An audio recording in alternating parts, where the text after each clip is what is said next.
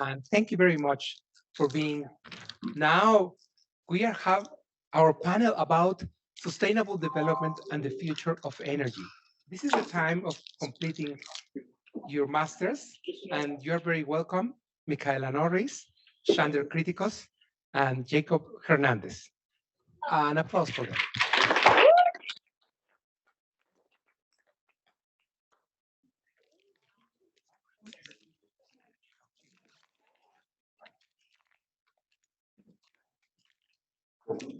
Okay. I don't know. Okay. Hi, my name is Michaela. I'm Xander. And I'm Jacob. You practice that. And we're going to be presenting our projects on sustainable development and the future of energy. So we picked this name for our project, or for our panel group, excuse me, because we kind of feel it really encapsulates the themes of all of our projects, even though all of our projects are pretty different from one another, in contrast to some of the other panel groups.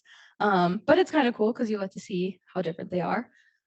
So the future of energy means exactly what you might think, whether it be alternative energy, greenhouse gas reduction, sustainable energy, things like that. So each project that we did focuses on the pursuit of sustainable energy in different ways, whether it be the materials that we use to pursue those types of energy, electric vehicle readiness, or like home energy savings.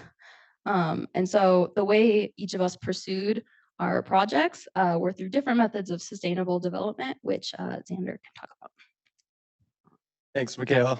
So sustainable development in our communities and larger industries across the globe is crucial because it ensures that the needs of the present generation are met without compromising the needs of future generations.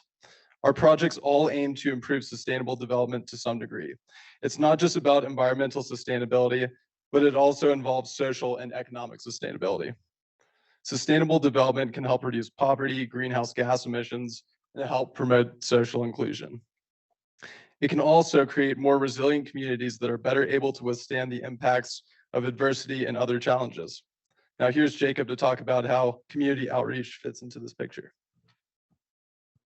Yeah, so community outreach was another trait between all of our projects. In order to plan for a more bright and sustainable future, it's important that community outreach is made aware of, the community is made aware of this. Each project highlights this either through the materials we consume, or better home efficiency, or through EV infrastructure.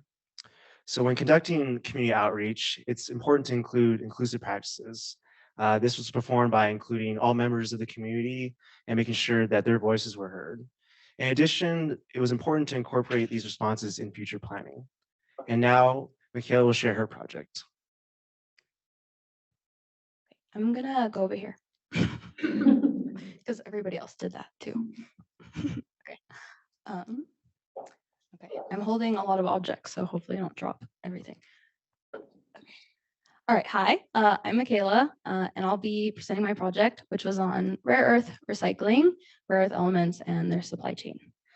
So before I even start, I actually just want to make sure we're all kind of on the same page about what I did, what my project consisted of, the issue, the objective, things like that.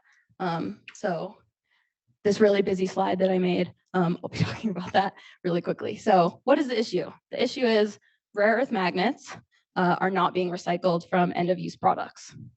Why is this an issue? This is an issue because these materials are very important. We need them. They're essential to the future of energy, things like wind turbines and electric vehicles, which I'll get into. And so how does my project address this? Thank you for asking. My project, I actually wrote a paper. It's a long paper, very thorough, talk about a lot of different things, but it ends with some policy recommendations that I make about how we can maybe pursue a system in an industry where we can recycle these materials and pursue something that's a little bit more circular. So really quickly, what are rare earths? They are 17 different elements from the periodic table. I have a little picture for you there. I don't expect everybody to know what all of those atomic numbers are. It's all right. but they have really unique properties. They're pretty cool elements. Their unique properties end up lending themselves to a lot of different applications, but the double-edged sword of that is that those unique properties are also what give them like a super complex supply chain and make them pretty problematic. So we know that they're important. What are the uses and applications? There's a lot. The only one you need to worry about right now is that their most important application is for permanent magnets. So there's a few different rare earths that go into the formation of these permanent magnets. And there's a ton in this room right now. They're in your computers, in your laptops, they're in your phones. They're also in our defense technologies, things like MRI machines. Most importantly, they're going to be in offshore wind turbines and electric vehicles, which is kind of why they're so important and why I'm talking about them right now. So, big issue is there's a supply and demand problem. So, we all know climate change. With climate change, we know that renewable energy sources will be very much in demand. Like, we're very much pursuing those because of the impact we've had on our Earth, right? So, with pursuing more types of renewable energy, the materials needed for renewable energy will also be very much in demand, rare earth magnets included, right? So the idea is that if demand is like all the way up here, supply is still here. So like if we don't change things, supply will not be able to keep up, right? So for a little bit of context, there's something called the Wind Vision report that the US, I think it was a few years ago, I think 2015, they released it. But they basically outlined that by 2050, they want to install 86 gigawatts of offshore wind power, which is great, super ambitious. In order to do that, we're going to need way more materials than we currently have. We would need over 15 million kilograms of neodymium, which is way more than what we're currently at. I think current global production, is at 25 million kilograms, and we're already struggling to meet demand. And this is just for the United States, and that's only offshore wind. So remember that like these materials will be competing for multiple different industries. And so just for the United States to meet some of these goals, it's going to be competing with a lot of different things. Cool. So if there's a supply and demand problem, what are our solutions, right? So number one being, let's just mine more materials. That's an obvious one. We can just mine more, get more raw materials. It's a little bit complicated, but that's on the map for many countries. They're looking into that. Second one, substitution alternatives. This is a little bit trickier. As far as critical materials go, substitutions are not always an option. It's usually less efficient to substitute a different material in. So they're still kind of researching that. Recycling is the third one. And this is kind of the focus of my project. And I'll get into it in just a second. But over here, we have kind of a simplified US supply chain for these magnets. The red are elements of the supply chain that we rely on other countries for, namely China. So China has a huge hold on this industry. The reasons for that are pretty complex. I won't get into it.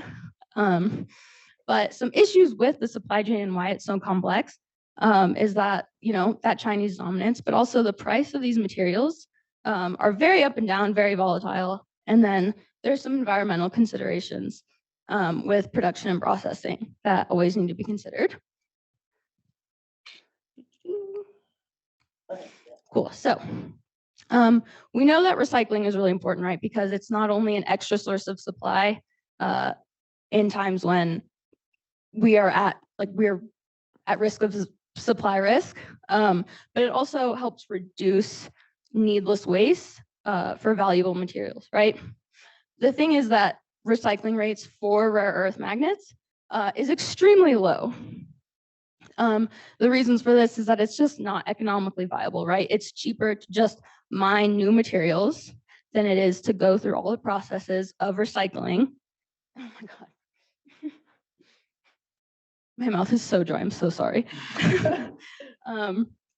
They're used in really small amounts, which make them really difficult to extract and make it not profitable for companies to pursue recycling. So in my paper, I cover some industry obstacles, and I go over each of these obstacles individually, and why they're an issue and how we might be able to pursue kind of fixing them. I'm not going to go over all of them individually. I don't have time. I do want to talk about a couple of them. So collection of e-waste. Quick show of hands, who here has ever held on to like an old phone or iPod or computer and just kind of like stuck it in a drawer because you don't know what to do with it? Yeah, literally everybody in the room. So collection of e-waste or e-waste management in the United States is not great, right? It's very messy and it has a lot of room for improvement. There's nothing federally implemented. So that's something that can be improved, right? Market. So the thing with this is like, even if we were recycling these materials, there's no market to support them. We don't have enough magnet manufacturing facilities, and that kind of goes back to the supply chain issue within the United States. It's not as robust as it could be, right? So with more magnet manufacturing facilities and things like that, the market would be more supportive of this industry. And then finally, policy. There are gaps in policy for ways to support this industry. The US has lots of reports. They say that recycling these materials like is a priority, but it's not shown through legislation. So it's kind of like, if it's a priority, prove it, right? Cool, so to end it, I made some policy recommendations at the end of my paper. Really quick, so I talked about federal e-waste management. That's super necessary. We need something uniform throughout the country to make e-waste collection more efficient and easier, right? Market intervention, tax incentives provided to recyclers and buyers to make to supplement the market and make it more feasible for these industries to pursue this. More magnet manufacturing facilities, like I said, recycling standards. This is something, so there are existing e-waste recycling standards like e-stewards and R2. And so if rare earth magnet recycling standards were to exist, they could just be incorporated into these existing e-waste standards. And I think that that would be more efficient than just creating something new. Oh, and then finally, magnets are actually created a number of different ways, like the different combinations of mixtures and alloys and coatings and things like that. So if the selection was a little bit narrower, it would make end-of-life processing a little bit easier. Okay, so really quick, the goals of my paper is to hopefully send it to some policy groups, congressional committees. I might even pursue like publishing of my paper, but I really want it to have some sort of impact, even on a small level, to kind of make some sort of industry change.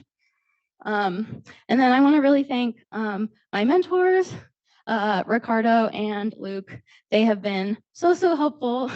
I've met with them every single week this semester to make sure that like I'm on the right track. It has been quite a process. This is like a really big project that I tried to tackle. It's a very global issue, and they've been so helpful to me to make sure that I finished. So, and then these were some industry actors that I met with. They are like industry professionals that like made time to talk to me, which was like pretty amazing. And they helped me kind of understand a really complex industry. So it was pretty cool. Yeah, that's all. Thank you.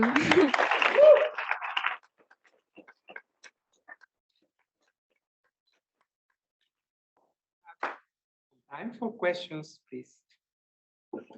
Yes, Leah, hi. Hi. I thought you did a great job. And I'm just curious, I kind of have two questions, but I don't know a lot about this topic, and I'm sure a lot of people can say the same thing. And so I'm curious, like, how much education is really going on in this field. And I feel like dependent upon that would impact the ability to make new policy and for people to be on board with it. So if you want to like answer either of those things, or if you have any input on that, I'm just curious. Yes. So Leah asked if as far as like educational awareness on this topic, like how much is there? Like not a lot.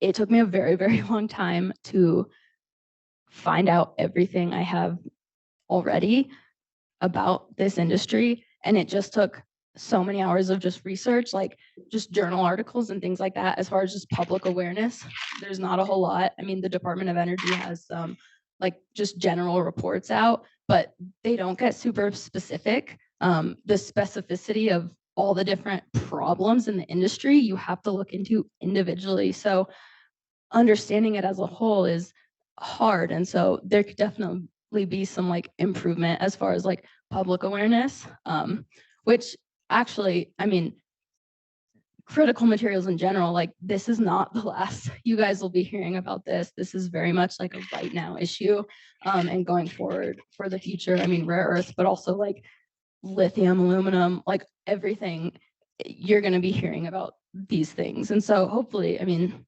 something will be done to kind of improve awareness and things like that. So would you have any recommendations as to like how to enhance education in this field?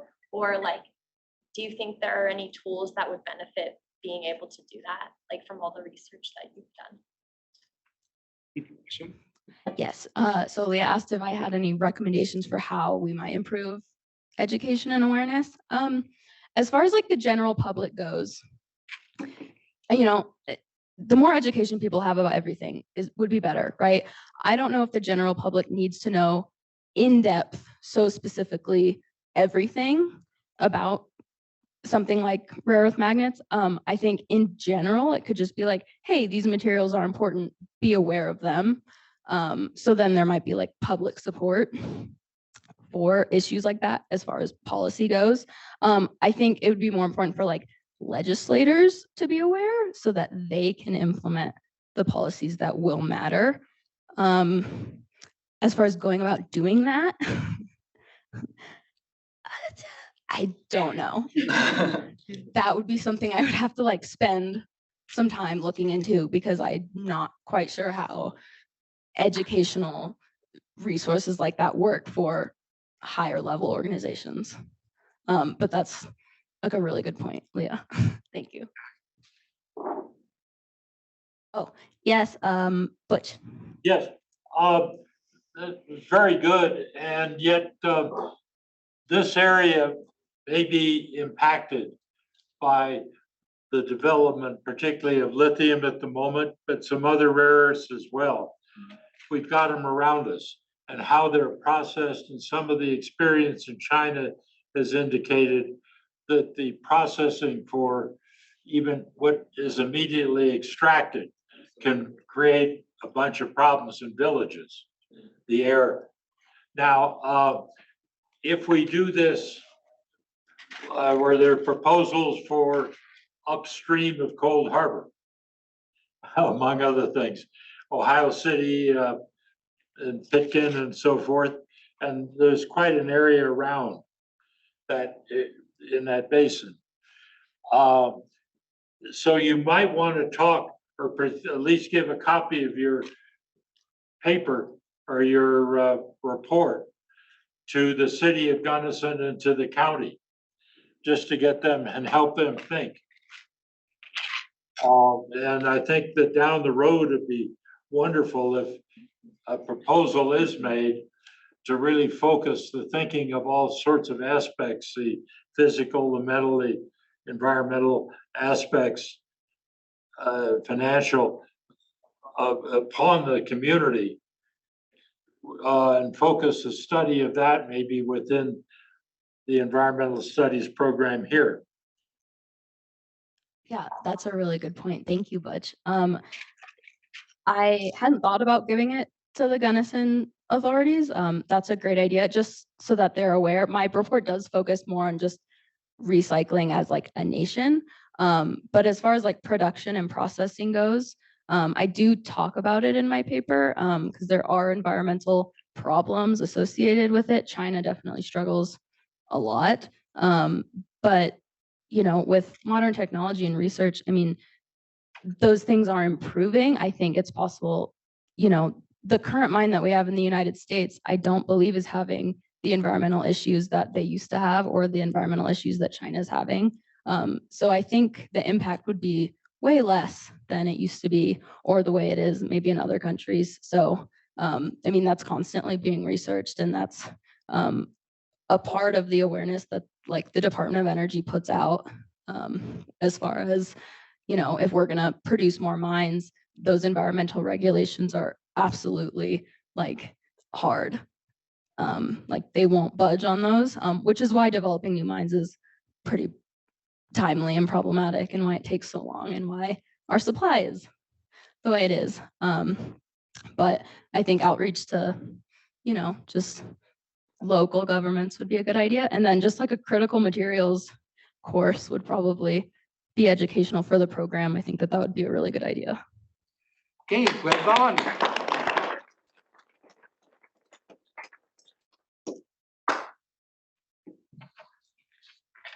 We're only a group of 3, so this shouldn't take this long.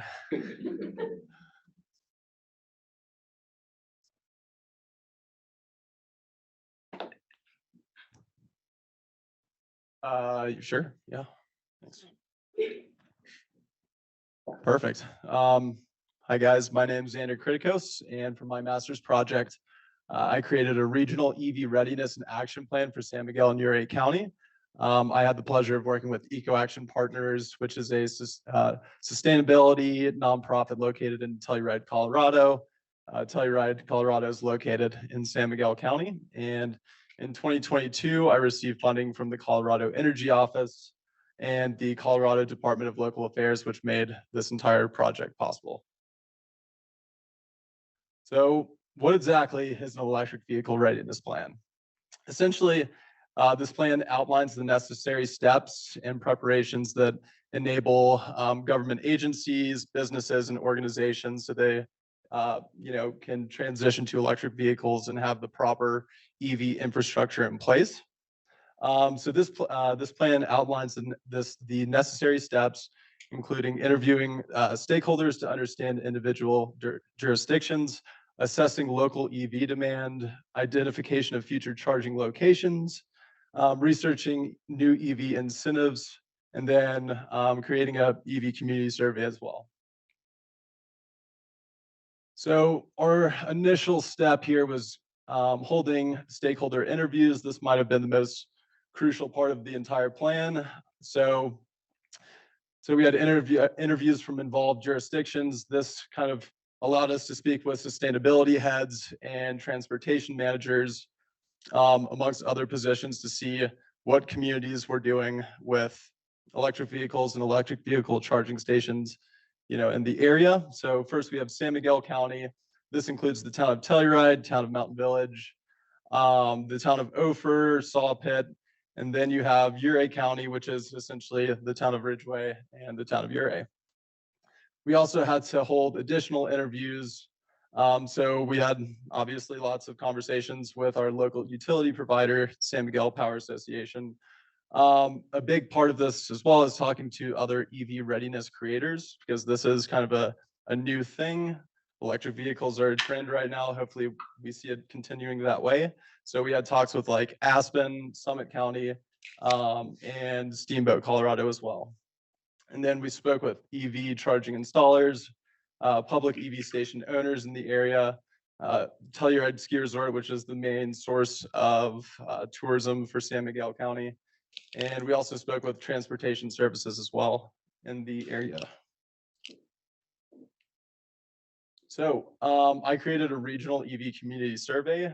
I felt I needed to do this to kind of get a heartbeat on what my community thought of electric vehicles and the related EV charging stations in the area. So some of the topics from the survey include understanding driving patterns, where people are coming from on a daily basis, and then barriers to adoption. This might be the most important part of this entire survey.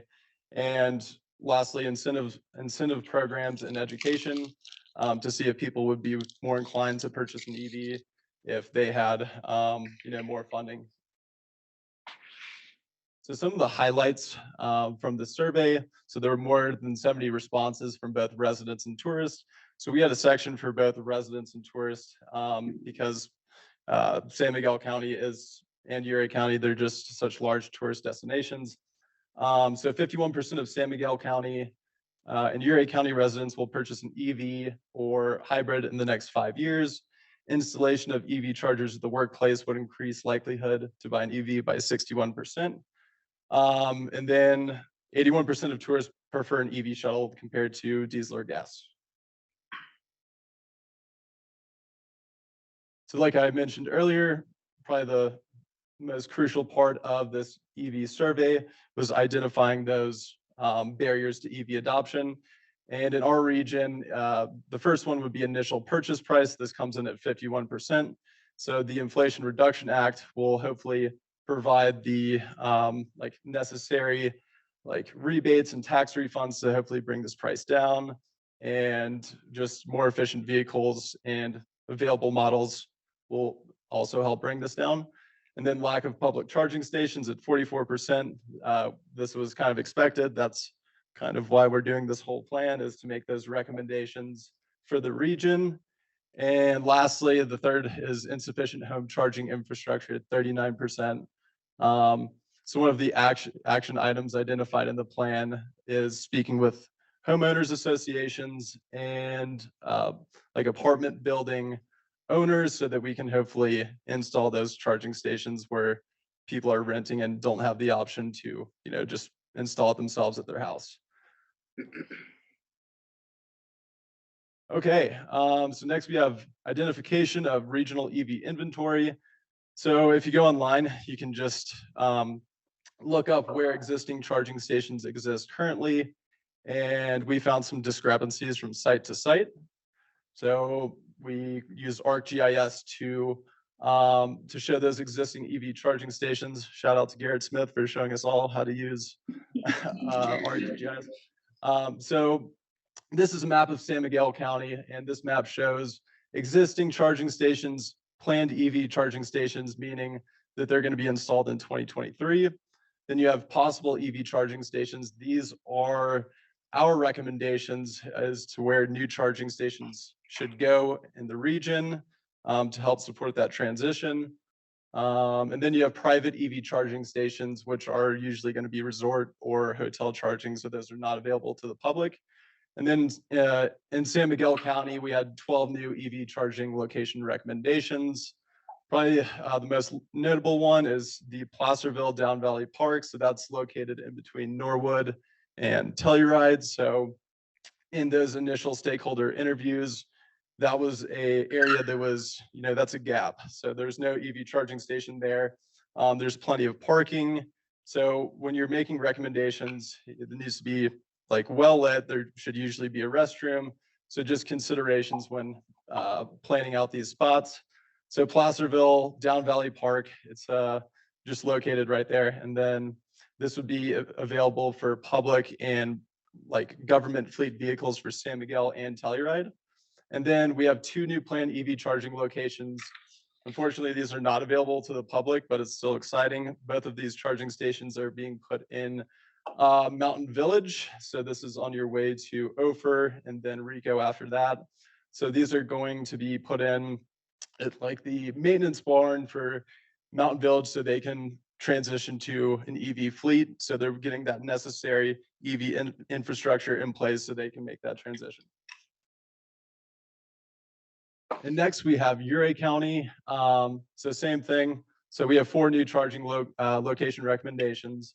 One is going to be at the 4-H lot. It's the what is it? It's the rodeo center and ag center. So there's plenty of spots there for both public and government fleet charging as well. So that's exciting. And then there are 2 planned public charging stations. They're both going to be in Ridgeway. So there's 2 gas stations when you're leaving Ridgeway. So both of those gas stations in 2023 will be installing level 2 EV chargers. So yeah, if you take a left out of Ridgeway, it takes you to Montrose. If you take a right, it takes you to Silverton. It's at a perfect crossroad, and it's great that gas stations are now offering both fuel types. So some good change for Erie County there. So what are kind of the next steps for me and for this plan? So I'll be sticking around with Eco Action Partners and Telluride to create the final plan.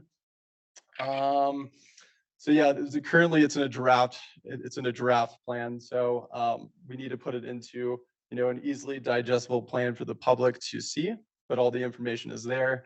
Then next we have regional EV task force meetings. So all those people from the initial stakeholder interviews will be at a roundtable, AKA Zoom, and just to see progress with them if they have any recommendations for us. And then some community outreach would be regional EV ride and drive events. And, this would put someone behind an EV that might not, want to be behind it, but it needs to be exposed.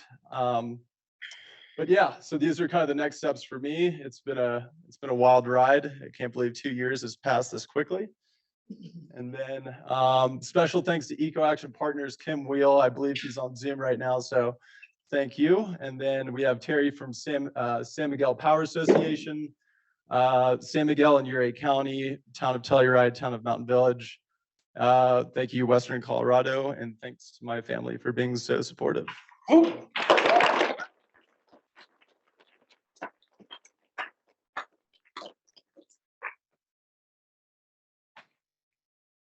Go ahead. Question. I was wondering, what's the kind of like political atmosphere around the development of these EV charging stations? Yeah, the question is, what is the political atmosphere around these EV charging stations? That's a good question. I feel like Telluride is pretty progressive, so everyone's pretty much pushing for it. I was talking with my father yesterday. He seemed skeptical, so a large part of that survey was, identifying those barriers to adoption. So the better we can address those issues, the more quickly people will, want to adopt. So, go ahead, Leah. I'm just curious, like what the capacity for each of these stations is, considering they'll be for public use and for like public transportation. How we'll be able to like manage how many people can be at those stations, like the time taken to use them and all of that. So. Yeah, that's a good question. Let's see. So right now it would be up to the jurisdiction is how they would want to run that. So that's kind of, by jurisdiction. So from a utility perspective, we can easily like push out that much power. If you look at Aspen, their local utility is not great. So they really can't put out that much power. So we're pretty lucky to have San Miguel Power Association. So yeah. Time for one more question. Go ahead. I was a bit surprised to hear that you were able to, like the way that you talked about the planned stations is as if they are happening. Can you share a bit of like, is that true? And if so, can you share a bit of like, it seems like it happened quite quickly that it would go from like, we're thinking about stations to we're building them and here's where they're going to be. Yeah, absolutely. The question was, it seemed rather quick, like putting these planned charging stations to be put in so quickly. To answer that question, that's more of a jurisdiction. So they wrote the grants, they received that money, and they are putting in those stations. But it's important for us to know that so we can inform other jurisdictions. We can actually learn from them so that everyone kind of succeeds in putting in new charging stations. But yeah, that was mostly on Mountain Village. Yep. And thank you very much. Congratulations.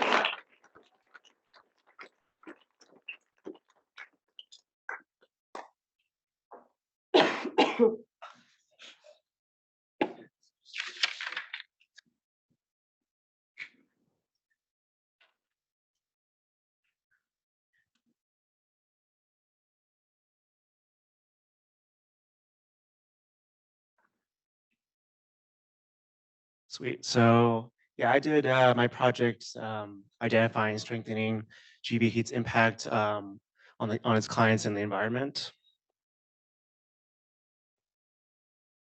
So yeah, some background about GBH and the program itself. So the Gunnison Valley Regional Housing Authority manages the Gunnison Valley Home Energy Advancement Team.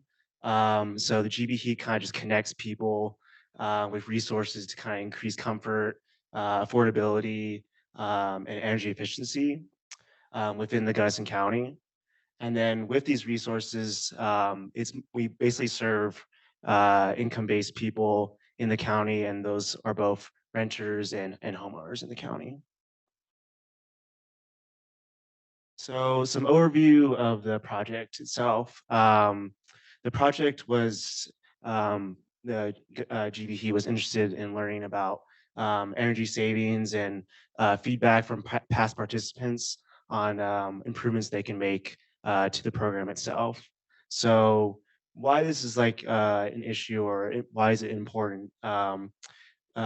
We want to connect people in the county with these resources of comfort and affordability, because as you can tell in Gunnison, it's a very cold climate in the winter and can get pretty harsh. So serving these individuals is very important.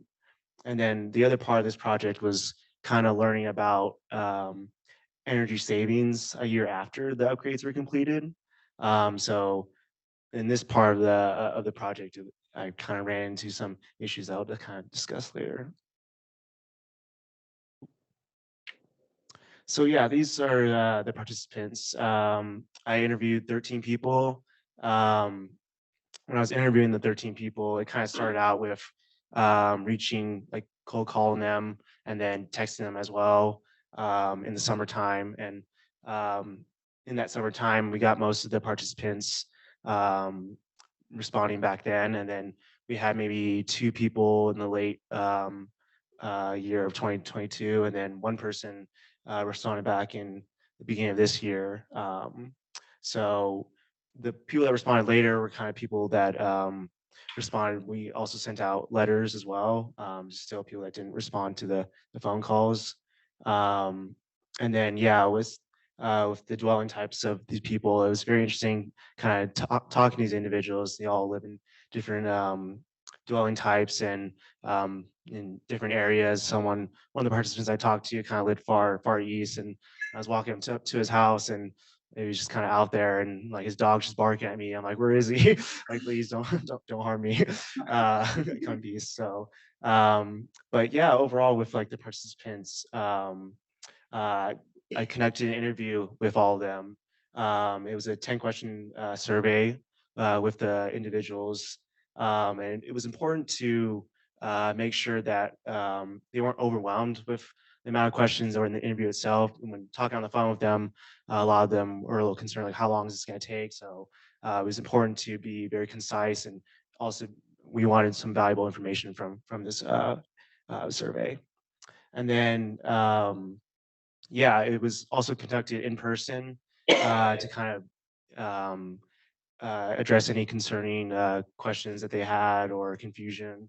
And also for myself to kind of just see the home itself, like the upgrades that were done to the home. And yeah, usually the interview would start as I would kind of just talk to them like what this project is, do the interview itself, and then they would sign a utility waiver. And then the interview usually lasted about 10 minutes. And then going to that utility waiver that they signed. So that second part of the project was that I mentioned was kind of looking at their usage and stuff, and just kind of exploring like what's going on in relation with the upgrades. So I collected all the data and kind of put it into one spreadsheet to explore that. And the traits that were explored in the spreadsheet were just the usage, the cost, and then degree days as well. So the results. So overall, people were very grateful for the work done and said many positive things, and they're very satisfied with the upgrades itself. And as far as the utility usage, it did slightly better, but still a little difficult if no change with the energy upgrades. And then going to the survey results. So this kind of just gives a snapshot of those results. You can kind of see here, I created these tables here. So the process of making these tables was just laying out all the responses and then kind of grouping them all together, like similarities of the responses. So in my research paper, I did this so it's easier to read in the paper itself. But yeah, this kind of just gives a few snapshots of those questions and responses as well. And then this is kind of the utility usage, a table of it. So yeah, overall, like with the electricity and kilowatt hours there, the green shows a decrease in usage and the red is an increase. So overall electricity, it did a lot better. And then with the gas in CCF, it didn't do too great. And also there's the data points that say no data. The main provider here in Gunnison is Atmos Energy, and those individuals that display no data kind of were people that didn't have Atmos or they had propane. So we didn't really have a contact with those companies that for these participants that had propane. So we were left with no data for that one. And then this graph just kind of shows a participant that had the most decrease. So yeah, you can just kind of see in 2022 it's down more, but interesting kind of spike in that winter time. So it'd be interesting to see in 2023 what that spike is like as well, if it continues or decreases. But overall, the usage is down more in 2022. And this participant, again, is the second largest decrease in usage and a little bit more of a steady of a graph versus the other person that kind of varied a little bit more.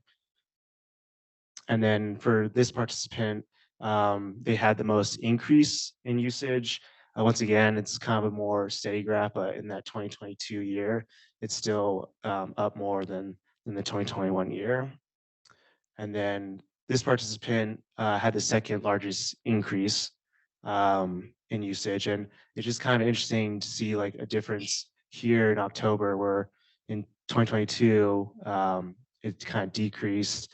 And then 2021, it's like a big increase. So I'm not sure what's going on that person in October, if they're going on vacation or something, but yeah. And then, yeah, I mentioned the heating degree days. So this was analyzed. Heating degree days basically gives like insight about the energy as needed to kind of heat the building. So basically, using a website like kind of just gives you the heating degree days. It's basically just the measure of in degrees for how long in days the outside temperature is at a certain temperature or a certain threshold rather. And usually the standard is 65 degrees for most buildings. So that was the point I took. So in my spreadsheet here, I kind of took this formula here of the heat and energy efficiency. So basically just take the total kilowatt hours divided by the total degree days. And if the value is high, then usually the home is not doing too great in energy efficiency, but the value is low, then it's doing a lot better. And then this table just kind of gives there's a breakdown of those participants, and a lot of them were down with one no change and another up that had an increase. And then the other part of this project was the case studies. So once again, outreach was another important part of this project. So the case studies was part of that. So I completed these 2 case studies of these individuals. So they're all posted on our website and on our social media, and then as well as in the papers. So yeah, it was great. Once again, just kind of meeting all these individuals and kind of learning about their experience with the program and what they had to share. And I had a lot of fun speaking to them, and I'm very fortunate from their feedback. And then these are my acknowledgements. So yeah, all these individuals in groups, very grateful no matter how small or big their impact was. Very thankful for them. And that's it. Thank you.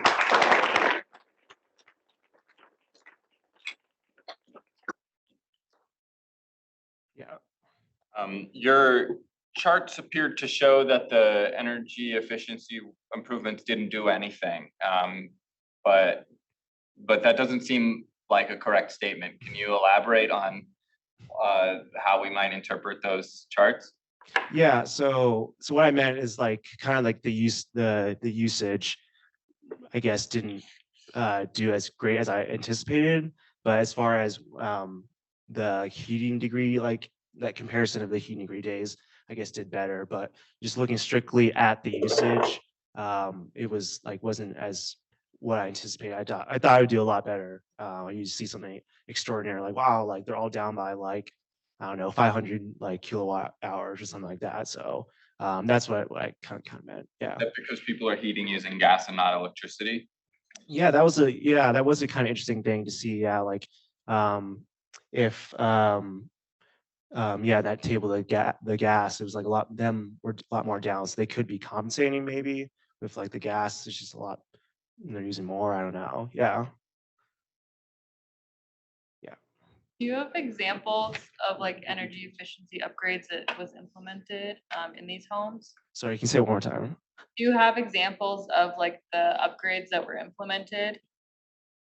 Oh, examples of what do you mean as examples? Like what you implemented, like. Oh, like, yeah, in the yeah. homes, like, Yeah, what's the degree? so the question was, what examples do I have of the energy upgrades that are done to homes? So basically, GB Heat follows, it's called CARE, and it's like a program for Colorado for insulation or whatnot. So they have kind of like a strict guidelines of what they do. So those items are like LED light bulbs, like weather strips, storm windows, like insulation of attics, new fridges, programmable thermostats. So I think that's majority, but yeah, but there's some examples there. Okay, thank you. Very clear.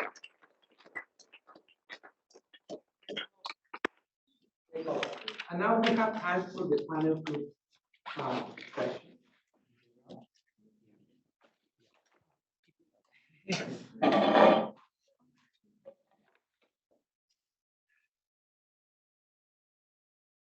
Yes, I wanted to thank you for your, I think there was a presentation of this to the Valley Housing Fund. But one of the other things that is possible here is to do what's happening in Europe. And I don't know if you checked with that, and that's plasma arc for local generation of electricity from waste disposal.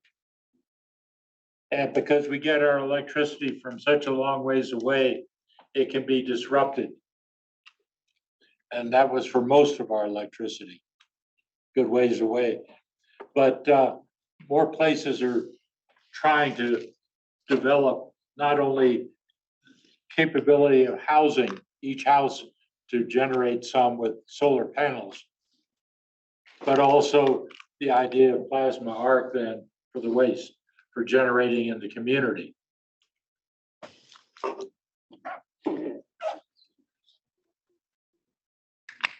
Yeah, no, yeah, all this work is very important, and just kind of expanding a little bit on that as well.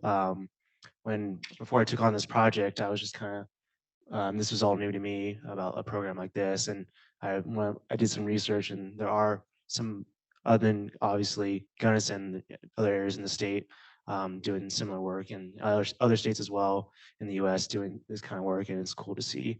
And important as well to keep expanding programs like this. Yeah. What do you guys believe, like individually, was the greatest success of each of your projects? If you can repeat the question, please. Leah asked what she thought, what we each think was individually the greatest success for our projects individually. That I finished it. I literally did not think I would get it done. I literally spoke with Ricardo every week, and he was like, "You need to hurry up," and I was like, "Okay." I don't know. I think figuring out, trying to navigate such a really big issue. Like, I mean, this is like a global issue that I touched on, and trying to figure out a way for me to develop something that might, on some small scale, be helpful, and trying to figure out where I can send something to people where it might be used. That's been really challenging for me, and I think I kind of finally figured it out. I haven't done it yet, but that's kind of been really cool, is like, it might be useful, and that would be really amazing for something that's like really huge problem. So Yeah, so greatest success, during the timeline of this project, I would probably say just making sure everyone was sitting at the table that needed to be. Some people were more receptive, when you would send an email out, it's like, hey, do you want to chat about this EV readiness plan? They're like, I don't know what that is. Like, get out of here. So make it just like wrangling everyone and speaking to everyone. I would say it would be my greatest success. So my great success would be, I didn't really share this because I'm very close to completing it, but I had another goal was kind of calculating the emissions from the households. Since this project is very small, there's only had 14 households to calculate what like they're emitting. It's such a small based scale. It was so hard to like figure out how do I calculate that emissions. I first seeked out like ECLA, which some of the students know of. It's a program to kind of do emissions calculation. And then I reached out to Energy Cap, which was another program, which I thought was going to be it, but it wasn't. But finally, I was able to find someone in the engineering department here in Rady, Emily. Very grateful for her as well, and she's in the acknowledgements. But yeah, just doing the emissions, it was so much work, trying to nail that down a bit. But yeah, that's in the spreadsheet, and it can definitely be used. I'm going to probably share with others that are interested in exploring that. Yeah. It seems like the broad energy efficiency framework that you guys are grouped around, in each of your projects, there's like some challenges or uneven developments or implementations. So as you encountered these, where did you find like nuggets of hope that you're gonna like carry with yourself, like moving forward in this work? Seeing that it's not just like, oh, this is going the way it's supposed to, we got this, but like, okay, this is a complicated thing. Where do you find your hope? So I actually meant to talk about this in my presentation and I totally spaced. So something cool is like rare earth recycling doesn't get done, right? Like it's not common, it's very difficult, it's expensive, it doesn't happen, but there are small companies and small cases of it existing and of it happening.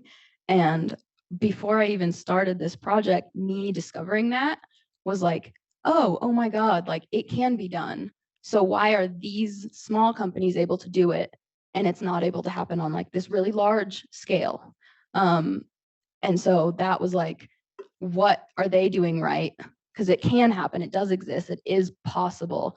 So how can we incorporate it into this like larger system? That was really cool for me to see. The first thing I saw actually was just like a report from like Apple, like phones, and like they use like 98% recycled rare earths. They're a little bit more vague about like how they do it and stuff, but they do it. And so that was like my hope. I was like, this is so neat. And so that kind of inspired my whole project to begin with. Well, I would say the nugget of hope for the EVs in my community, my region, is that the private stakeholders are putting in EV stations. So at the Conoco in Lawson Hill and Telluride, we have pretty much a brand new like 4-plug DC fast charger. Sometimes people expect like government agencies to be the ones to lead the charge, and usually they are. But it's nice to see that, gas stations are seeing this as a viable, source of money for them. So yeah. Yeah, my nugget hope is that, yeah, this program just expands and we can reach more people when doing these interviews. The 2021 participants, we served 30 people, and I reached 13, and I just was always just like kind of just want to reach more people. I just want to get their feedback. But yeah, I'm just like really hopeful that we can continue to reach more people in the county and yeah, just serve them more.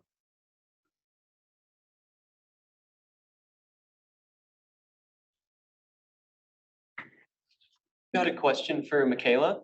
So you had talked about how there's not a lot of understanding of this issue of the rare earth metals kind of in the general populace. Does that lack of kind of understanding of this problem carry over within the industries as well? Because you talked about like the wind organization that had these estimates for off-sea or offshore like wind turbines. Are organizations like that aware that there might not be enough rare or earth metals to hit these long-term goals? If you can answer that question at all. Yeah, I don't know how to repeat that. That was kind of long. Yeah, Sean asked if like the industry is also aware of the issues that, you know, like if the public's not aware, are the industries also not aware? That's kind of tricky. So in the United States, like the Department of Energy like is aware. They release these like supply chain analysis for critical materials, and rare earths are included, and it covers all of them. And they're aware that there's a supply issue and things like that. And other countries are aware of rare earths, but it's very like pick and choose. Like you have to search for it. I don't know if every industry along the entire value chain is aware of how bad it is.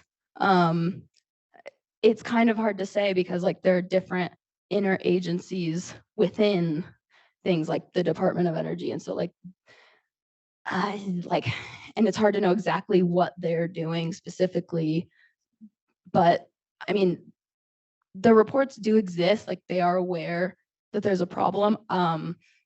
It's how specific they get. I mean, like they talk about how recycling rare earths is important and it's a focus for them, but they aren't really talking specifically about policies they might incorporate to actually address specific rare earth recycling from end-of-life products.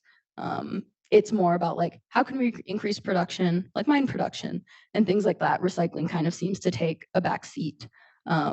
So across the industry, that kind of seems to be the theme, which is kind of interesting. So I don't know if that answered your question. It was a kind of hard question. That was a good one, Sean. Yes.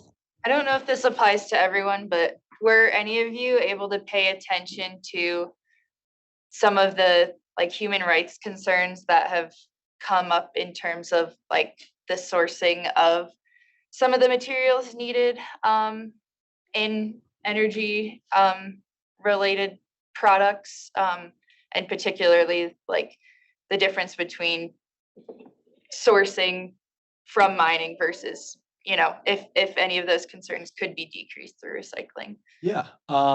So for me, with electric vehicles, obviously lithium is, you know, the main proponent, and with the Inflation Reduction Act, we are bringing those mines stateside, which is really exciting, and it's much more regulated. It's much more efficient, uses less water. So for me, I'm happy that it's coming stateside because we can actually monitor it. Yeah. Yeah, there's actually a report done. It's pretty cool. They directly compared the impacts, like carbon impacts, greenhouse gas, energy impacts, things like that, between like recycling rare earths directly to like mining virgin materials, and found that recycling was much less significant as far as impacts. So that ended up being greater. It's just kind of figuring out how to do it, because definitely there are mine impacts for rare earth mining, especially in China, and they're trying to get a grasp on that because it's like devastated their environments and this like surrounding communities health wise. And so recycling would definitely be greater if we can figure out economically how to do it feasibly. So With this question, we close this panel.